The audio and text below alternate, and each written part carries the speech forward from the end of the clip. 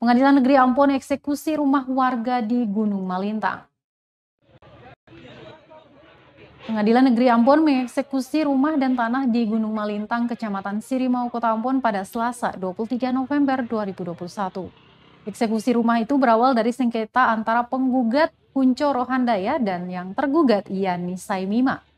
Pantauan tribunambon.com, di lokasi, aparat gabungan TNI Polri mulai mengamankan lokasi agar tidak terjadi hal yang tidak diinginkan sejak pukul 08.20 waktu Indonesia Timur. Sejam kemudian, barulah proses eksekusi mulai dilakukan, di mana warga mulai membantu mengeluarkan perabotan rumah milik Yani Saimima sebelum mobil ekskavator menghancurkan bangunannya. Kuasa hukum penggugat Rosjen Alvaris menyatakan proses perkara ini sudah disidangkan sejak tahun 2015. Eksekusi kali ini hanya satu rumah saja milik Yani Saimima dan rumah milik mantan Gubernur Maluku Saleh Latukonsina tidak dilakukan eksekusi.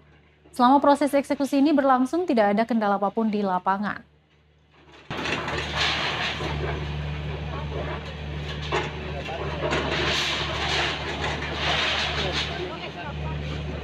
Rumah saya ada 5 berapa hektar semuanya, Ibu? Ya, sebenarnya luasnya 2.382, kurang lebih seperti itu.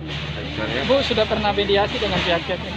Sudah, yang namanya Armani itu kan keteguran. Iya. Dari setelah putusan sebagai kuasa hukum tetap, saya ajukan permohonan eksekusi. Iya. Setelah ajukan permohonan eksekusi, dilakukan Armani, artinya teguran.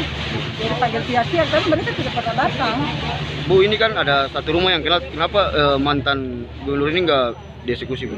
Kalau untuk objek sengketa yang satu itu, mantan gubernur, itu bukan kewenangan kita, kewenangan itu dari atas kebijakan dari penggugat prinsipal. Oh, penggugat ya. Pak Kuncoro itu ya, Pak? Ya, sebenarnya memang harus dieksekusi, tapi untuk sampai kenapa itu saya tidak tahu. Cuma saya ditelepon bahwa pasalnya jangan dieksekusi, itu saja.